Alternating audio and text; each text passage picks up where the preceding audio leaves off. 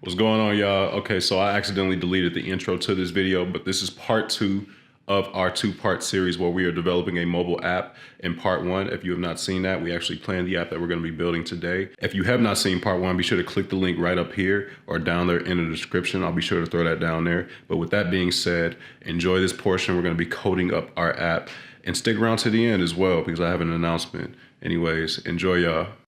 So as I mentioned before, we're actually going to be doing our coding aspect of things. So I have the project open right here on my computer screen right now. I also have an emulator open as well. So as you guys see here on the left, we have Android Studio open. We have an XML file open. If you know anything about Android, most of the layouts are written in XML and they're inflated in their respective activity. And activity is essentially a screen in Android. So if I have a screen that shows me the weather, it would be the weather activity. And as you see here, we have our Java file as well. That'll coincide with this layout file that we have in XML. You guys will also notice that I have an emulator open as well on the screen to the right here, but it's actually just showing a blank screen. So it's actually the app that is built right here.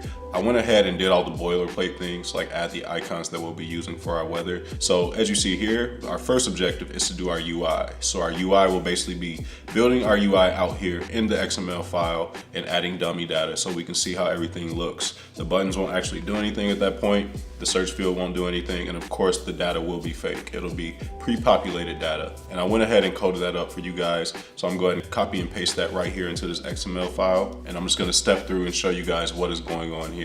So as you see here, if I run the app, you see our blank screen is turned into our beautiful UI that we spec'd out in the last video. Everything here is hard coded. If I click on the button, it won't actually do anything. I'm actually clicking this with my mouse. As you see, my mouse pointer is right here.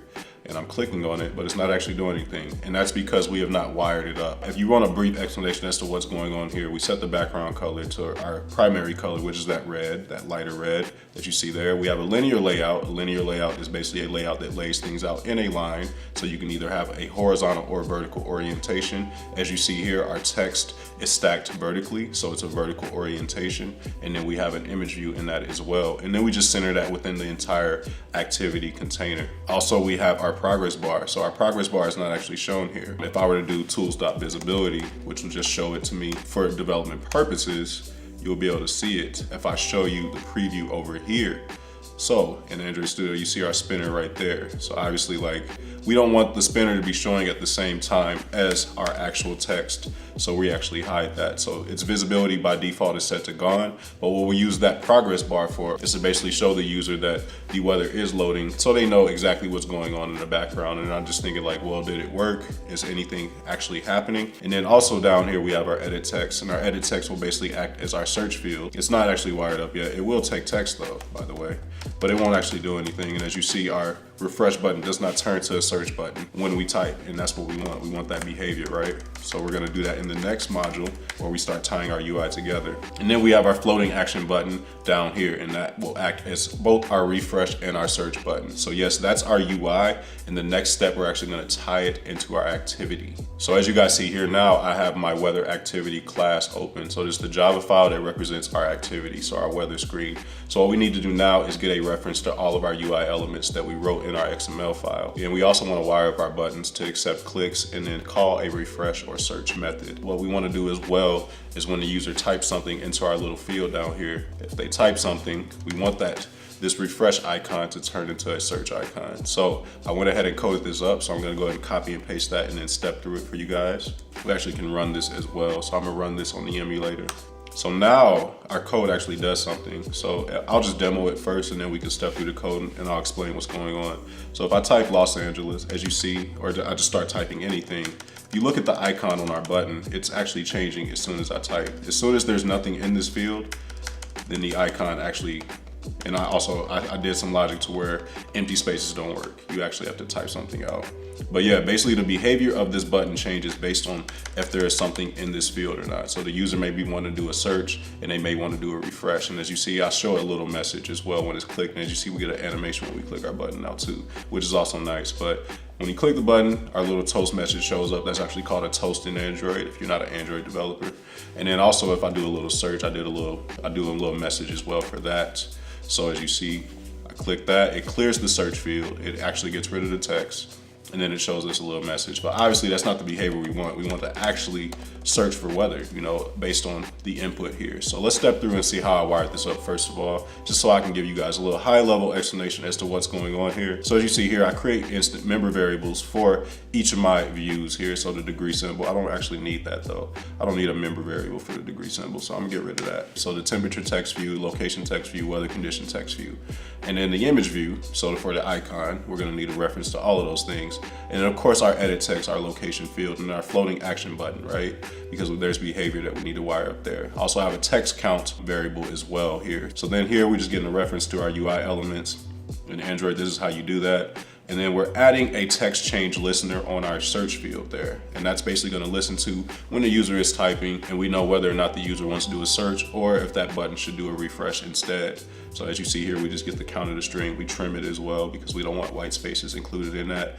And then we obviously set the icon on the button based on that as well. And then in the next section, as you see here, we wire up the click listener for our floating action button. If the button is clicked, we just check whether or not that text count is equal to 0 or not. If that text count is 0, we call a refresh method. We're just gonna refresh based on the location that's already being shown on screen. If not, we're actually gonna do a search based on what the user has inputted. So in the next part, we're actually gonna do our data model. And what a data model is basically a wrapper for the data that comes back from our API. So basically our data model will be a current weather data model. We're gonna have 4 fields there. It'll be a condition ID, it'll be a current weather condition description, it'll be the location of the weather, and then it'll also be the temperature. So let's take a look at the JSON response from that.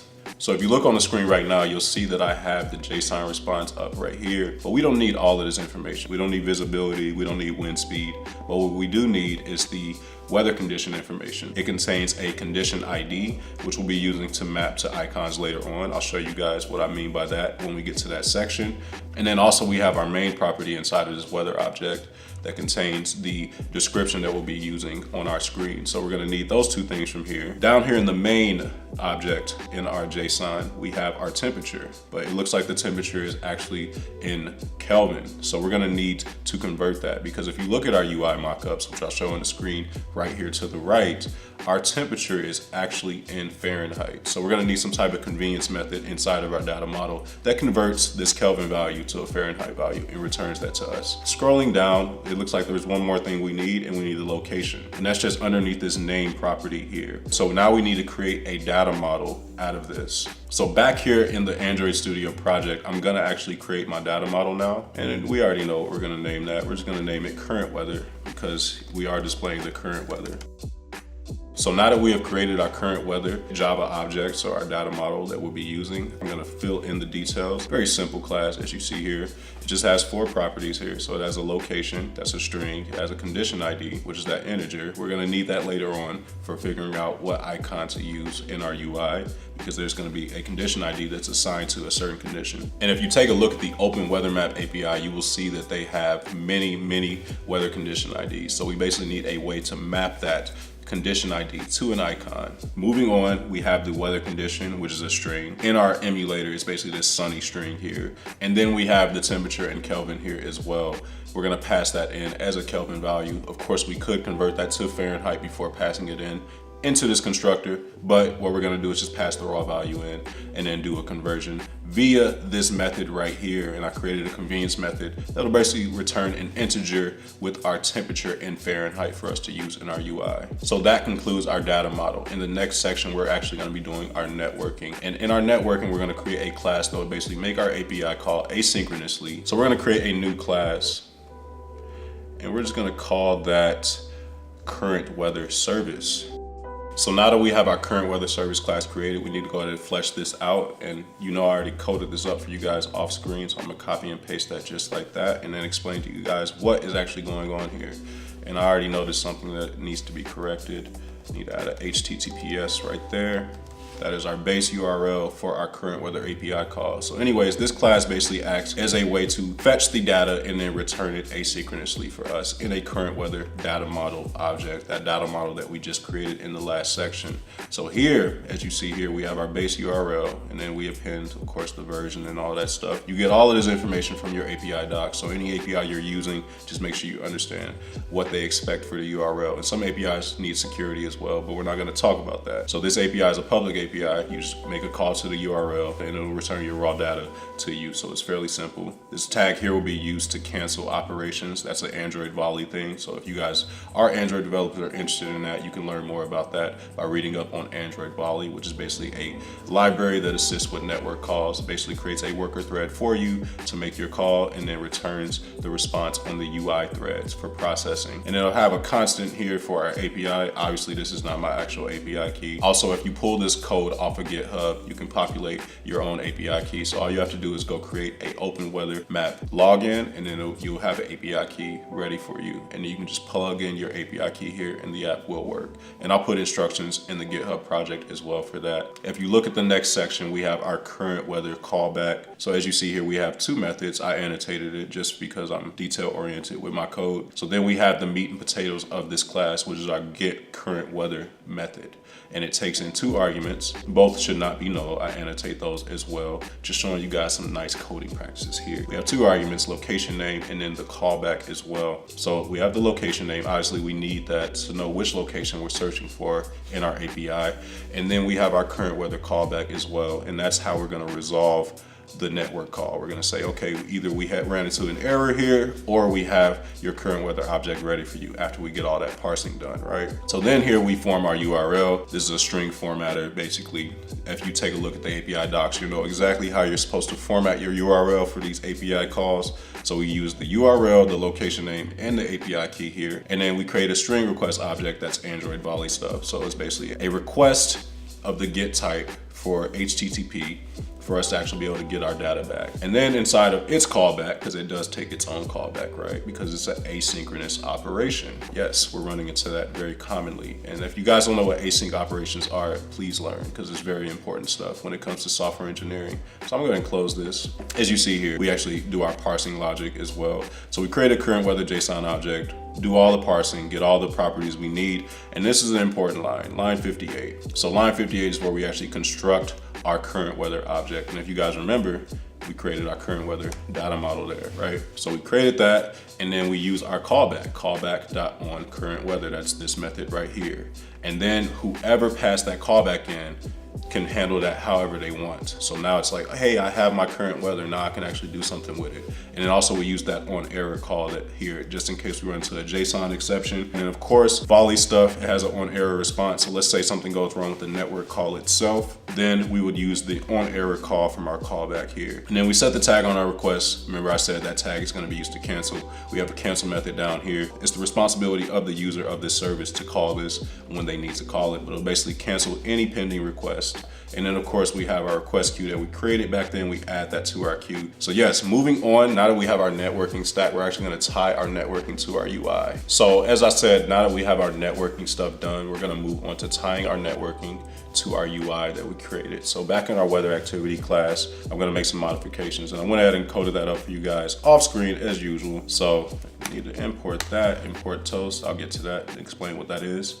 So as you see here, now we have a reference to our current weather service. We're going to be using that. We also have a few other things that we added as well. We added a Boolean flag for knowing whether or not we're fetching current weather or not, and you'll see why I added that here in a bit. And then also we have a reference to the current location string, and that's going to be very important, guys, and you'll see why. We knew up our current weather service here as well. We call search for weather using that current location because we want to show some weather to the user as soon as they open the app. In a live app, in a production app, this will actually use the user's location and fetch this weather. So, but we have a hard-coded location here of London. So London is our default location when this activity is created, but that can be modified by the user, as you'll see here. So on destroy and on create are lifecycle methods for an activity. A lifecycle method is basically called whenever an activity reaches a certain point in its lifecycle. I know that makes sense, right? So it's almost like a callback, right? So when activity is created, on create is called. So anything you want to happen inside the onCreate method will happen when the activity is created.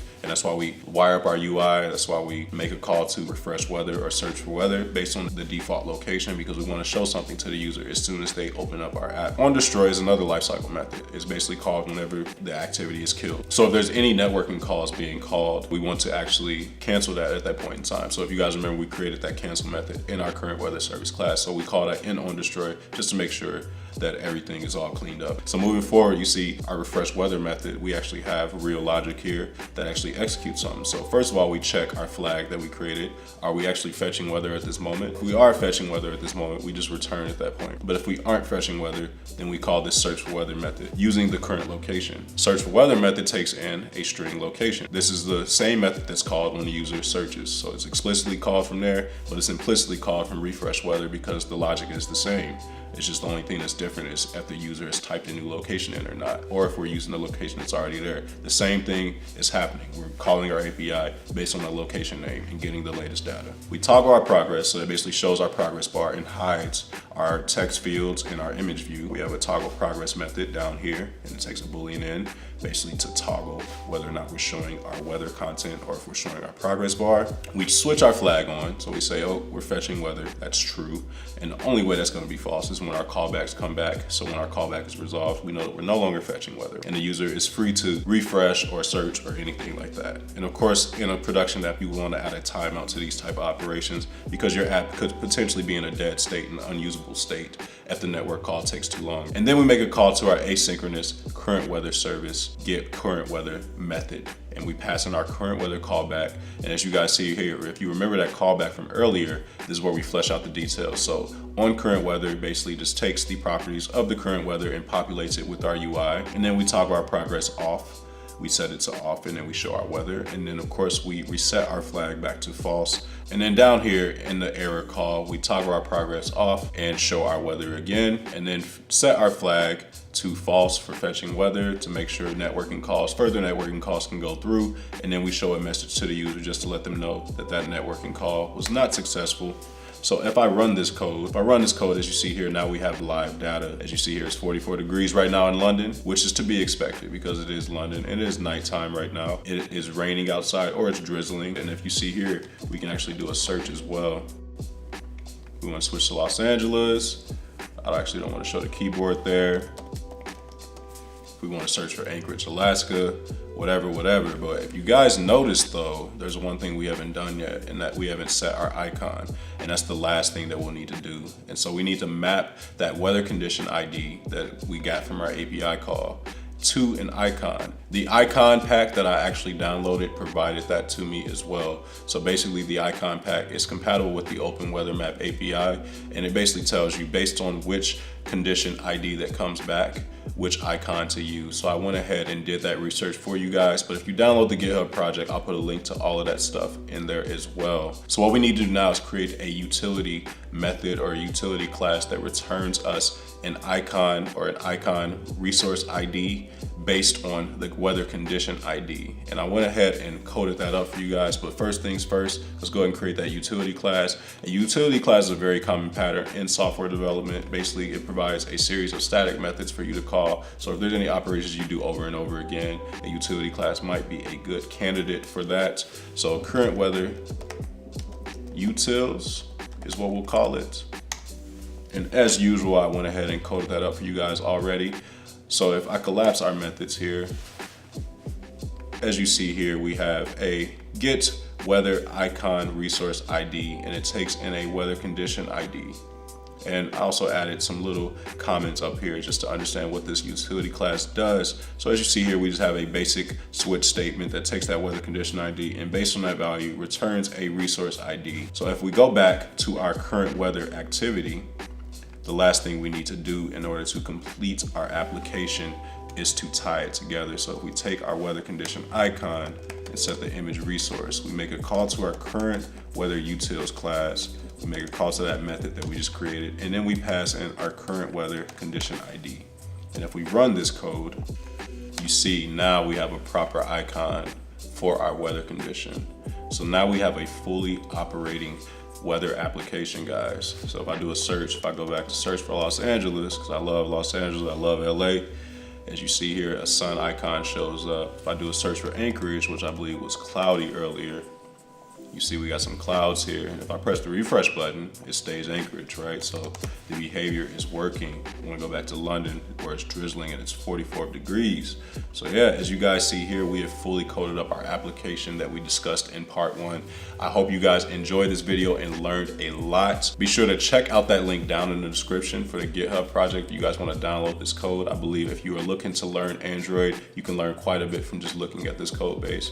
In general, you also learn some pretty good practices as far as organizing your code as well. But I want to issue you guys a challenge for those of you that made it this far in the video. I would like for you to download this code base and then improve this app. And there are several ways that I can think to improve this app. One of them being getting a real location. So using the device location to actually populate that weather. There are many ways you can improve this. And I challenge you guys to download this code base, improve it, and then send me a message on IG to the GitHub project with the improved app, and I will give you a shout out in the next video. So with that being said, I hope you guys enjoyed this video. If you are new here, be sure to hit that subscribe button. Be sure to click that link down in the description and follow your boy on IG if you have not done so already, and shoot me a message on there if you have any questions or if there's anything you want me to cover in a future video, or if you just want to say what's up. I love to hear from you guys. But anyways, I will see you guys in the next one. Peace.